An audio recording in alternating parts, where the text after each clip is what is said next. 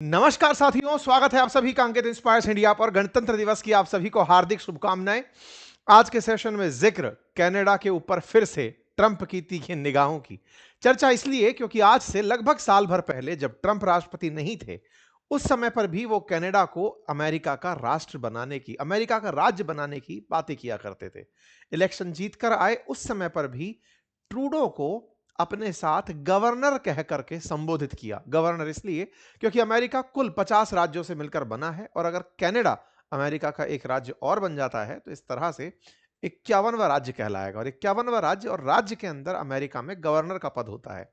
इसीलिए ट्रूडो को इन्होंने गवर्नर कह के संबोधित किया था। संभवतया आप लोगों को वो पुराना कालखंड याद हो जब ये ट्रूडो को गवर्नर जस्टिन ट्रूडो कहकर चिढ़ाया करते थे कि आपके साथ भोजन करके अच्छा लगा, great state of Canada, United states of America का एक state, great state of Canada, इस तरह से कहकर के ये संबोधित किया करते थे।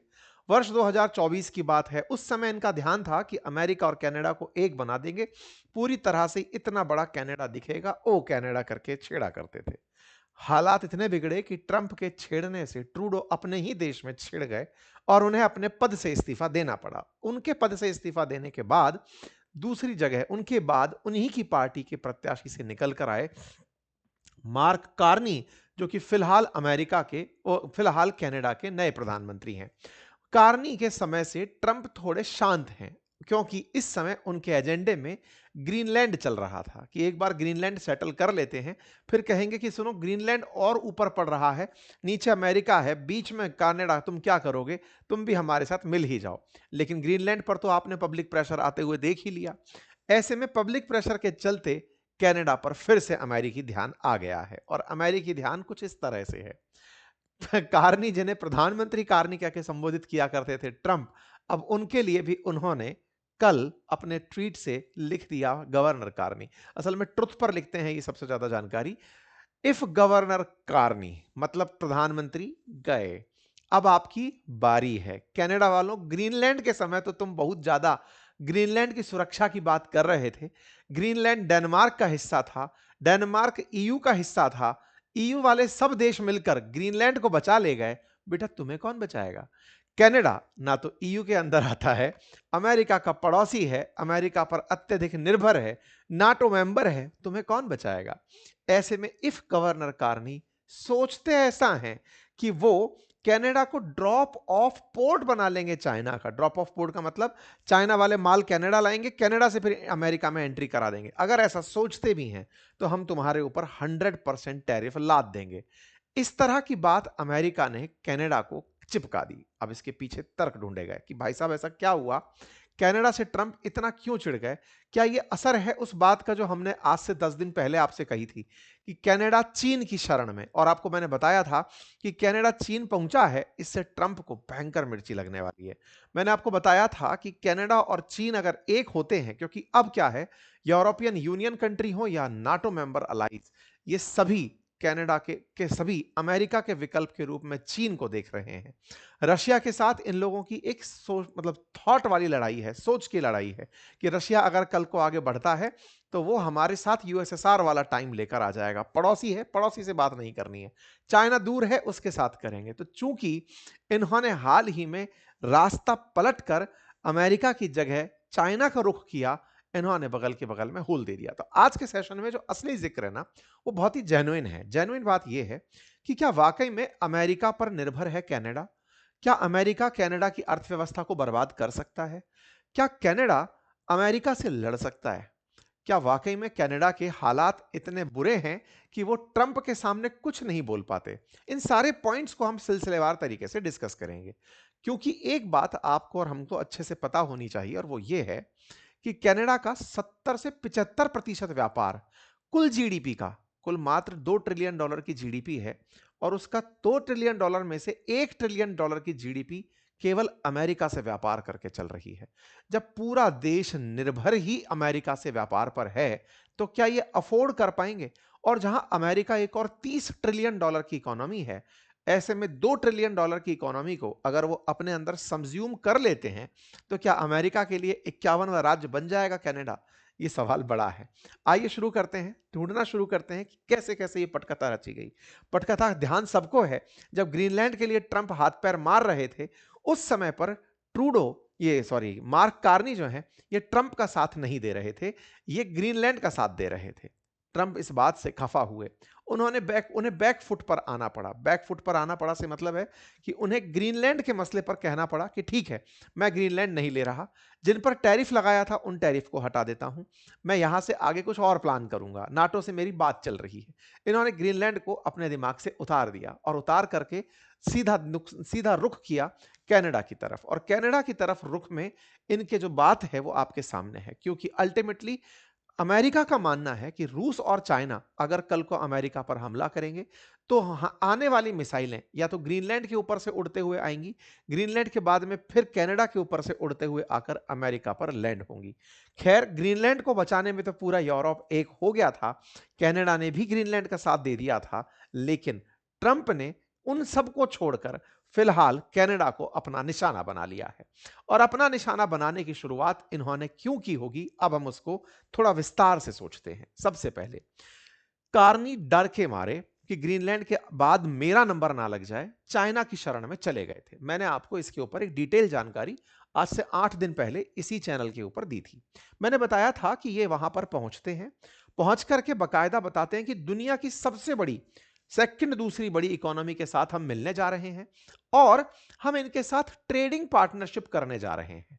ट्रेडिंग पार्टनरशिप के तहत इन्होंने trade and strategic partnership agreement कर डाला। जिस कनाडा ने 2017 से, या जिस कनाडा के पीएम ने 2017 से चाइना की यात्रा ना की हो, 10 साल बाद कोई कैनेडियाई पीएम चाइना की यात्रा पर जा रहा था। और ऐसा करके इन्होंने वहां पहुंचकर चाइना को बहुत सारी राहतें दे दी। उनमें सबसे बड़ी राहत थी लगभग 50,000 इलेक्ट्रिक व्हीकल्स का, अमेरिका 50,000 इलेक्ट्रिक व्हीकल्स का कनाडा में, चीनी इलेक्ट्रिक व्हीकल्स का कनाडा में जीरो टैरिफ, लगभग 6.1% टैरिफ के ऊपर आने की परमिशन देना, और कनाडा का जो कैनोला है उसको चाइना में बिकने की परमिशन प्राप्त करके ले आना। मतलब लगभग $3 बिलियन के नए कैनेडियन एक्सपोर्ट के रास्ते खोल दिए और एक तरह से वीजा फ्री ट्रैवल टॉक्स की शुरुआत कर दी।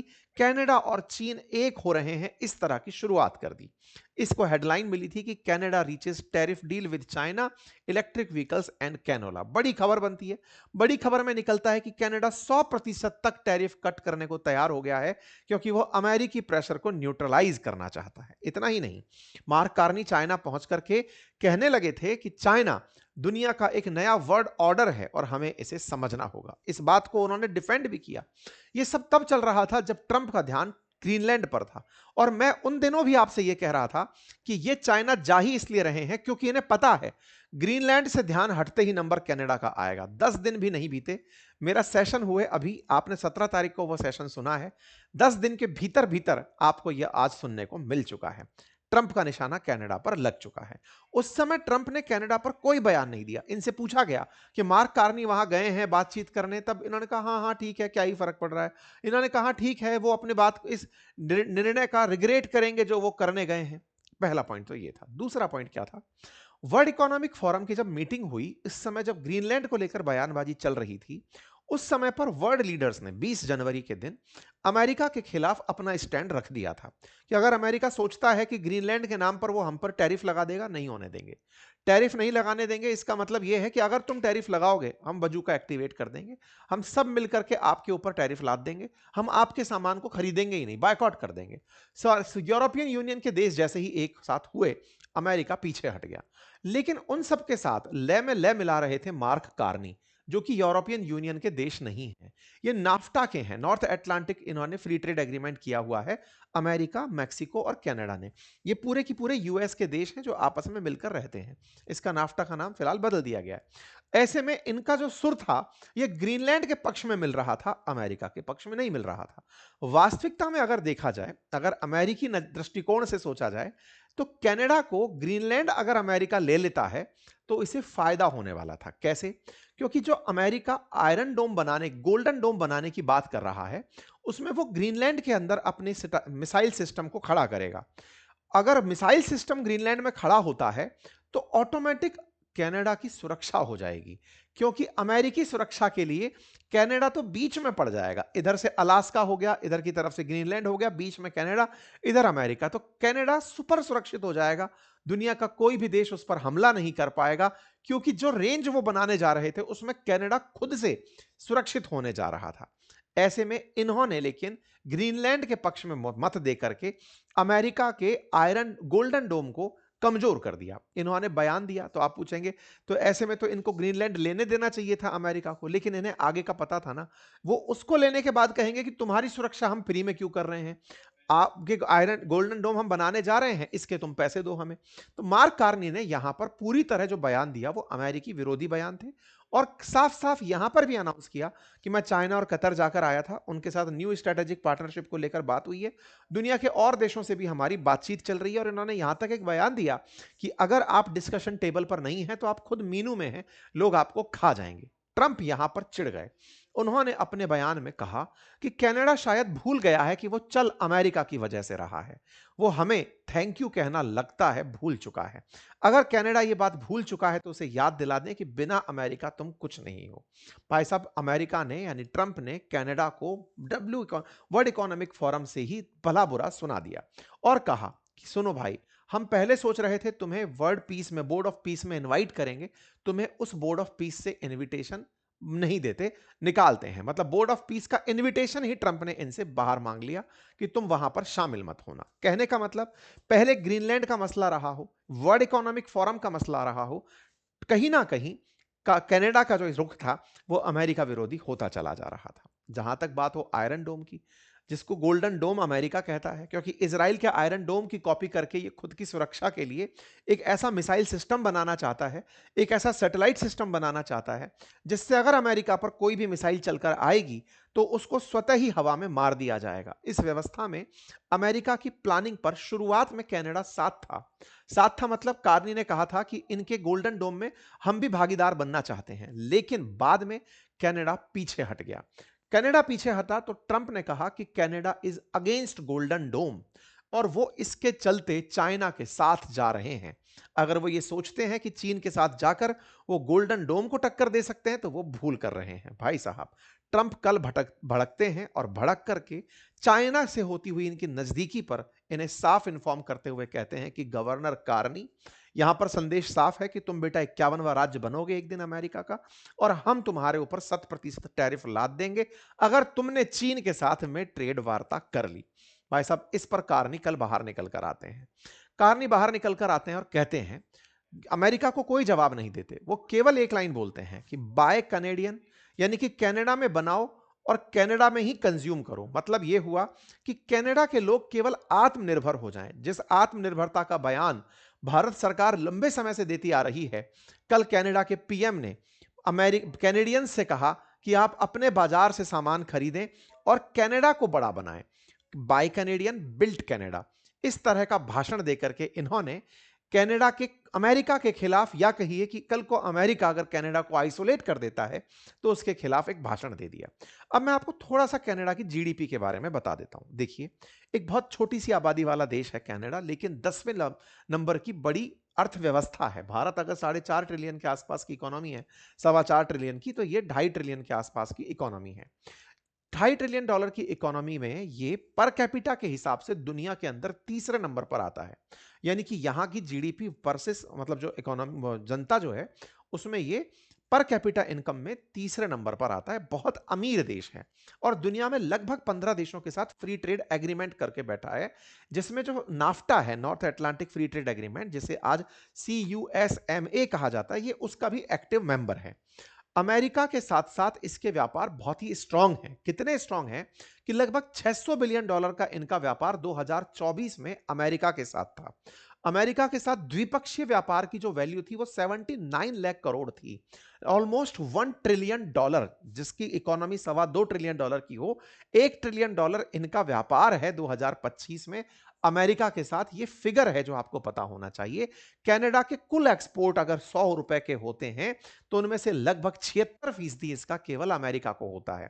यह नंबर बड़ा है। वहीं अमेरिका कनाडा को अपने कुल एक्सपोर्ट का मात्र 17% ही एक्सपोर्ट करता है।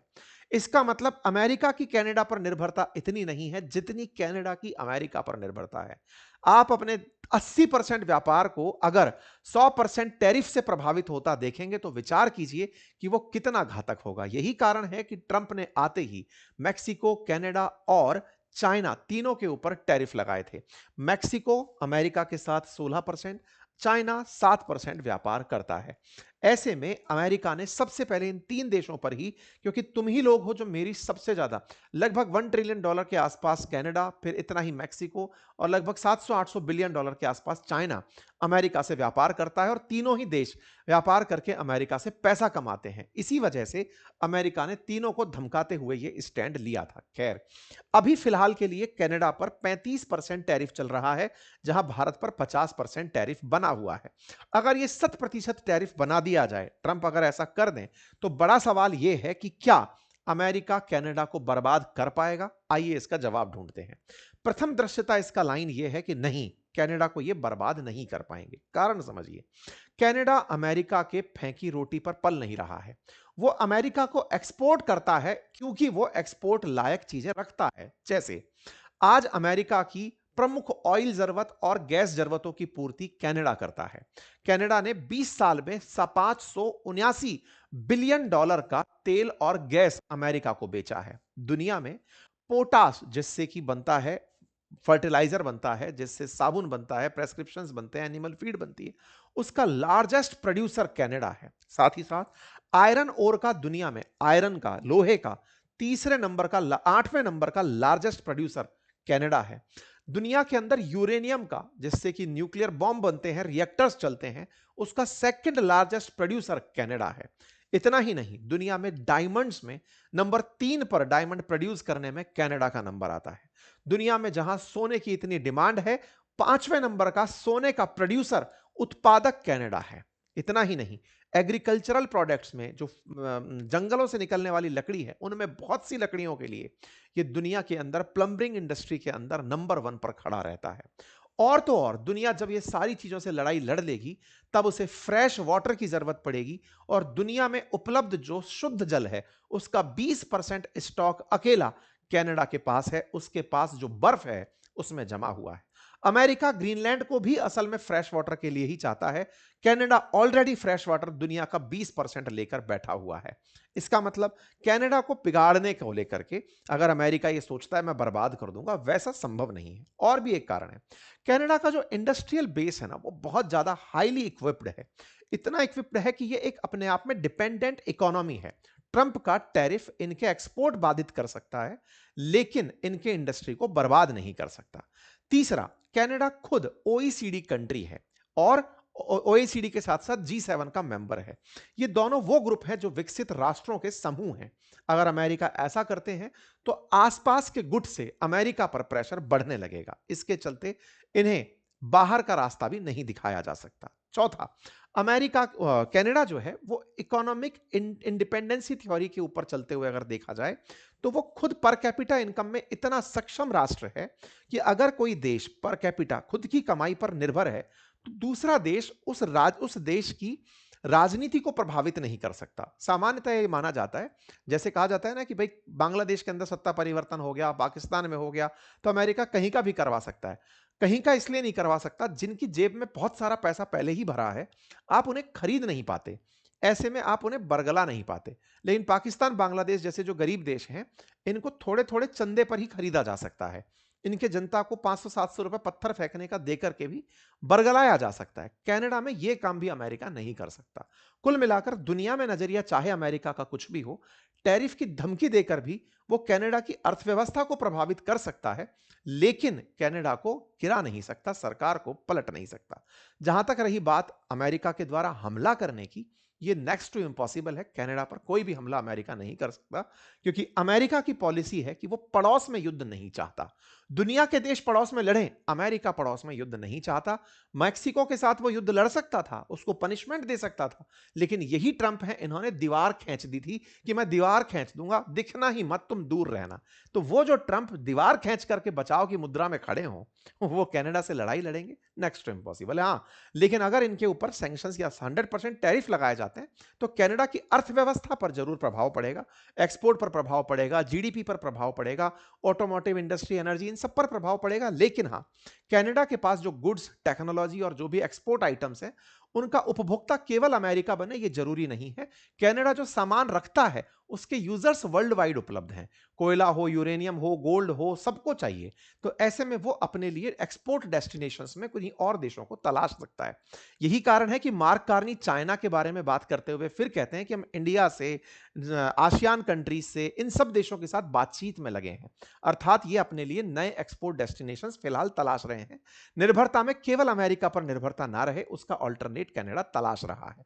खैर, जो भी हो, फाइनली कनाडा के प्रधानमंत्री का एक और बयान आता है और वो कहते हैं कि सुनिए, हम फ्री ट्रेड एग्रीमेंट नहीं कर रहे हैं। ये तो नाफ्टा एग्रीमेंट में पहले ही लिखा हुआ है। अमेरिका को हम बताना चाहेंगे कि हम अमेरिका को नहीं छोड़ रहे और चाइना से हम फ्री ट्रेड एग्रीमेंट नहीं कर रहे। कुछ चीजों को लेकर जिन्हें की हमें जरूरत है और हमारे देश को उनकी जरूरत है, वहां पर हम पार्टनरशिप कर रहे हैं। इस बात से अगर प्रभावित अमेरिका होता है तो अमेरिका अमेरिका की देखे। ये कहते हुए मार्क कार्नी ने अपने आप में ट्रंप को चिकोटी काट दी है। अब देखना होगा कि ट्रंप आगे चल करके इन्हें 51वां राज्य बनाकर सोशल मीडिया पर कितना सुर्खी बटोरते हैं। ग्रीनलैंड की तरह जैसे 15 दिन से ग्रीनलैंड का माहौल बना था, क्या कनाडा के माहौल में उतना ही दम ट्रंप भर पाते हैं? देखना होगा social media star Donald Trump के भविष्य के बारे में। फिलहाल के लिए इतना ही। चैनल पर अगर आप नए हैं तो सब्सक्राइब करें। मेरे प्यारे साथियों, पिछले एक सेशन में 23 तारीख को शायद मैंने हमारी एक किताब के बारे में आप लोगों को जानकारी दे दी थी कि मेरी मैपिंग की किताब आ गई है, और आप लोगों ने वो उस किताब को देखते ही देखते वो पहले ही दिन आउट ऑफ स्टॉक हो गई। आपके बहुत सारे कॉल्स हमारे पास इस समय आ रहे हैं। आप में से बहुत सारे लोगों ने हमें यूट्यूब स्टोर से, कुछ ने हमारे एप्लीकेशन से उसे ऑर्डर किया है। मेरी रिक्वेस्ट ये है कि कृपया करके कॉल सेंटर्स पर कॉल कर करके परेशान ना हो और आप भी ना करें, मतलब दोनों ही स्थिति ना रहे। हम अपने आपके सामान को 7 दिन के अंदर डिलीवर कराने की मेहनत कर रहे हैं। दिन रात हमारी टीम लग रही है। हमने एक बहुत बड़ा स्टॉक उसका प्रिंट कराया था, तो ऐसे में वो एकदम आउट ऑफ स्टॉक हुआ है। एनीवे, आप तक हमारी टीम निरंतर कार्य कर रही है। आप थोड़ा सा सब्र बनाए रखें। बाकी अपना विश्वास और प्यार देने के लिए बहुत बहुत धन्यवाद।